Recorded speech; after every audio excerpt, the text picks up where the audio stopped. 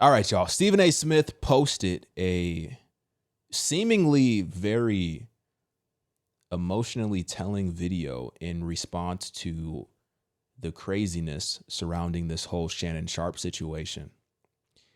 And I don't know what's going to become of this situation. I have no idea. I know one thing for sure.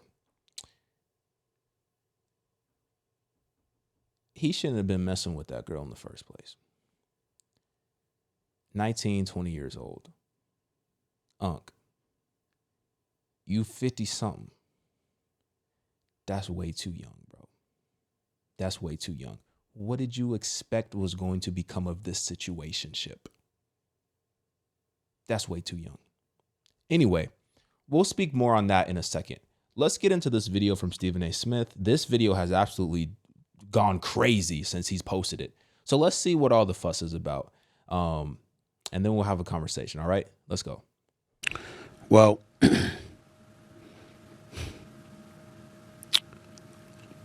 it's a sad situation. It is. Shannon Sharpe is somebody I work with a couple of days a week. Shannon Sharpe is somebody that I brought to ESPN. Works on First Take, which airs on ESPN every weekday morning from 10 a.m. to 12 noon Eastern Standard Time. He's been with me every Monday and Tuesday. We've been number one for 13 years and counting. Wow. I didn't know it's been that long. But since Shannon has arrived, obviously he's helped the show immensely. Oh, I'm sorry. He hasn't been on First Take for 13 years. They've just been number one for 13 years. Okay, I'm sorry. And I can't thank him enough for it. We've grown close as friends. I'd like to believe that. I certainly root for him. I know he's been through a lot in life. He's overcome a lot of things. And when he departed from Fox, I was more than happy to bring him on board here. So all I can speak about is what I know based on the reports. And I can speak about ESPN and Disney. To be clear, even though this podcast, this YouTube show is owned and operated by me solely, it doesn't mean that I'm going to be dismissive of ESPN, who employs me in my daytime job on First Take. So I sit here before you today letting you know that they are aware that this is a subject that I was going to broach because I owe them that courtesy. With that being said, it's important to point out a couple of things. Number one, I was not there. I can provide no eyewitness account. And even though I got love and respect for Shannon Sharpe, and I'm sincerely hopeful and prayerful that he is completely innocent of the allegations that have been levied against him, I can't sit here and speak to his innocence or guilt from a knowledgeable place because I have nothing to do with this. I haven't seen anything. I don't know anything. I don't even know this person. I know what the reports say.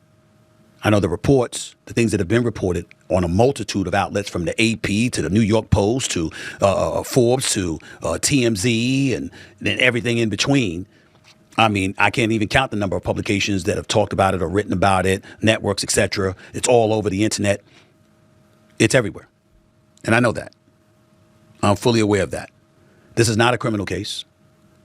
So there is no concern about him going to jail.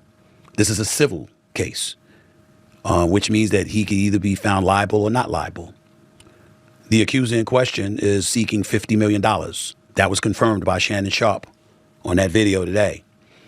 According to the reports, it's somebody that he met in 2023, who was 19 years old at that particular moment in time. According to some audio that was put out earlier today by Attorney Busby,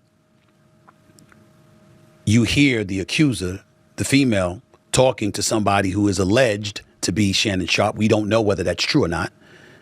And the person in question, again, we don't know whether it's Shannon or not, the words choke, as in I will choke the hell out of you if I saw you. And so because of that, knowing that audio was probably going to come out along with additional tapes whether they be video or audio is unclear at this particular moment in time. Shannon Sharpe felt compelled to come out in his own defense. How are we to interpret that? Let me be very, very clear about where I'm coming from.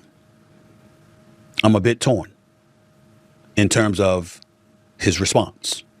On one hand, Tony Busby has sued Jay-Z. He did sue Diddy. He did accuse them, or represented the woman who was accusing them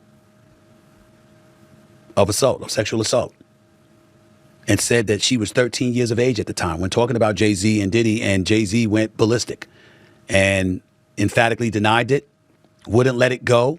The case was dropped, and now he's suing Busby, mentioning words like extortion and other things. So when Shannon Sharpe brought up Mr. Busby in that video that we aired and talked about him being extorted, he brought up Mr. Busby and Mr. Busby's past.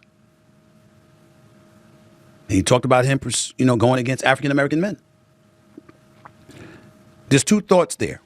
On one hand, there's the Jay-Z, who obviously should be presumed innocent, not just because you should be presumed innocent until found guilty, but because of the manner in which he fought on his own behalf and has been very aggressive in going after Tony Busby. In the case of P. Diddy, you don't know what to believe. Again, the case against Jay-Z was a civil suit. Diddy was a civil suit. But in Diddy, you don't know what to believe because of all the allegations he's facing. But we can't forget that Tony Busby was also the person that represented at least 24 of the 27 women that accused Deshaun Watson of sexual misconduct, along with other allegations. I did not know that. And at least 23 of those cases were settled. So we have an obligation to mention that. So on one hand, going on the offensive to defend himself, I completely understand where Shannon Sharpe is coming from.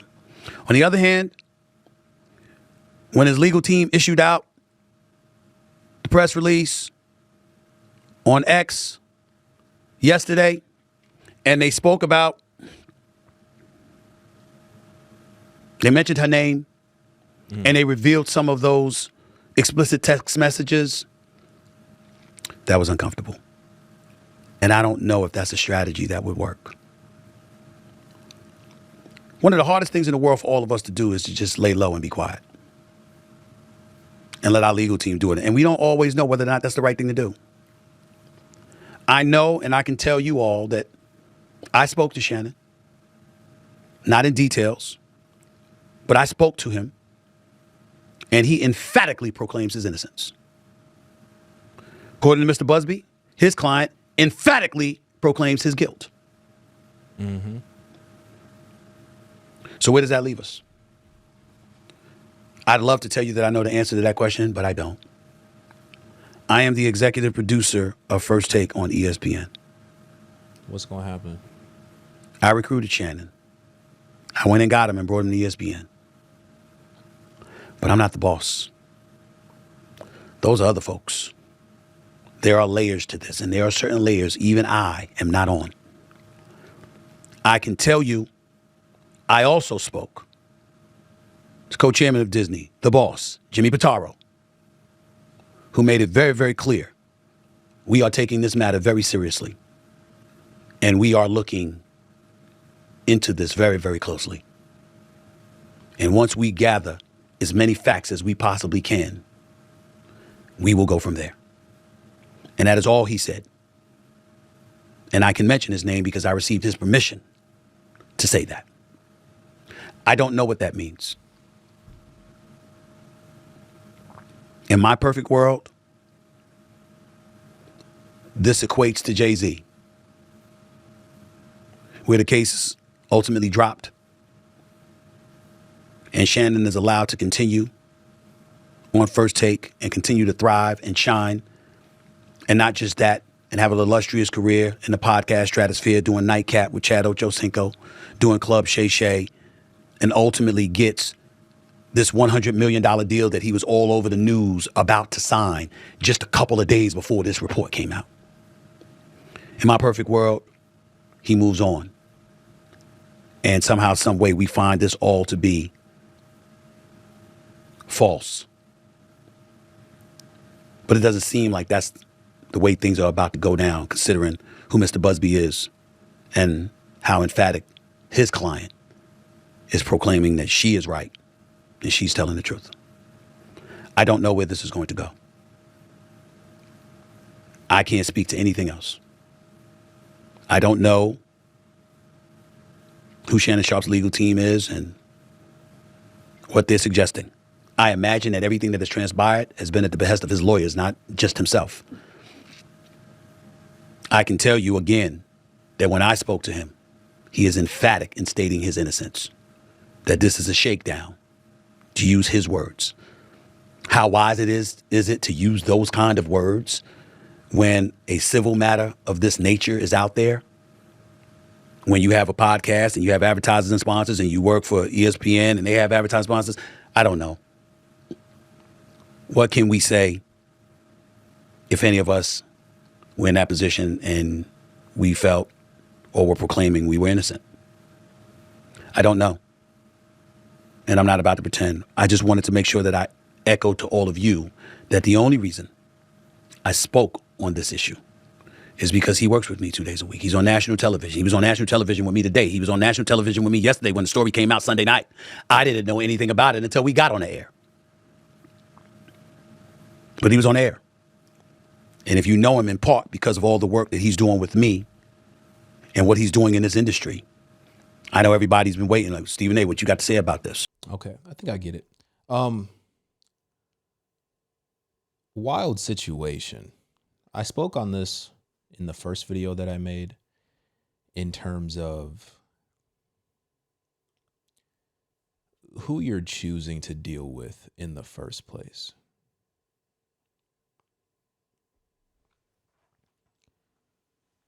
The people that you're choosing to get into relationships with, situationships with, that's a big deal. That's a really big deal. And as somebody who's, 50 something years old, messing with a 19-year-old,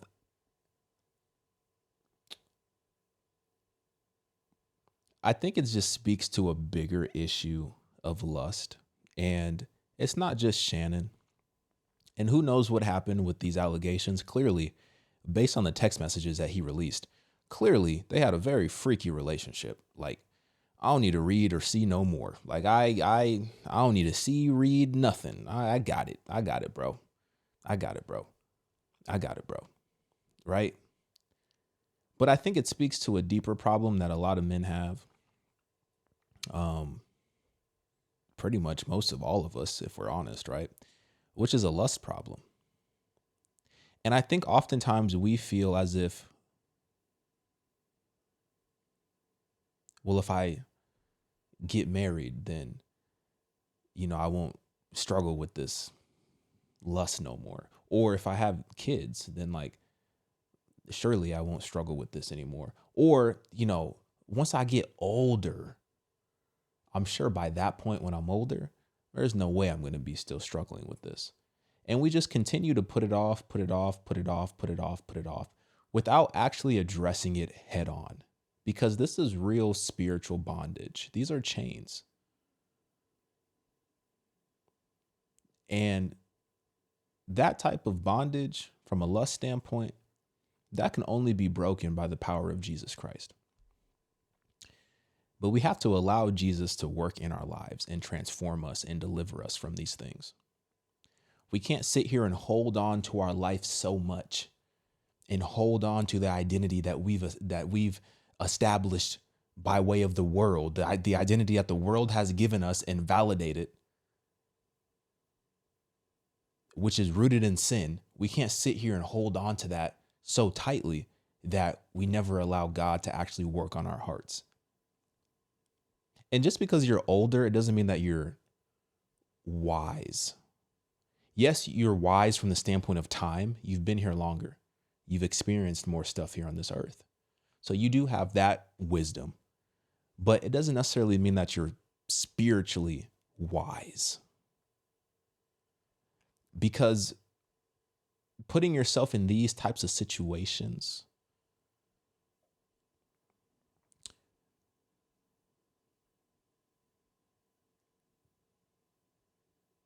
never end well. And who knows what's going to happen. As I said, these are allegations. We don't know if they're true. We don't know if they're false. We don't know if it's indeed a shakedown. We don't know what happened. But clearly there was some relationship, freaky relationship. And, allegedly he offered her 10 million before this even came out to settle it. So it's very interesting that she didn't take that 10 million. Because 10 million is not, that ain't pennies, bro. That's a lot of money on, you know what I'm saying? That's a lot of money. So it's interesting that she didn't take that and that she's going for 50. Maybe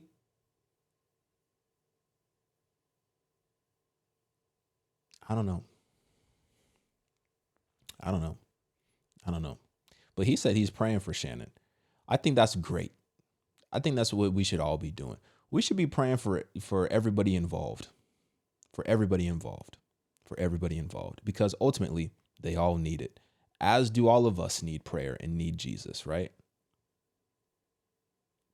But it's kind of like at a certain point, man, when do you settle down and just find somebody in your age bracket? Find somebody in your age bracket. Something in your bracket. You know what I'm saying? Like 50 and 19 is crazy, bro. That's crazy. 50 and 19 crazy. Right? 50, 40. Like I don't know what 35, something. That's still a big gap, but that ain't 19. You know what I mean? Like at a certain point, you got to recognize that a wife is a good thing that should be cherished. A wife is a helpmate. A wife is only going to enhance your abilities to do whatever it is that you're doing. And I'm not going to sit here and say it's easy to find a wife. It's not easy. It's not easy. But you ain't going to find a wife looking in the places that you looking, Unc. That's a fact. That's a fact. That's a fact. And once again, I don't want to diminish the young woman in this case. I don't want to completely squash and diminish her claims of whatever she's saying happened. The fact of the matter is, who knows what happens, but it ain't looking too good. It ain't looking too good. Anyway, let me know what you think. Get in my comments, like this video. I'm out.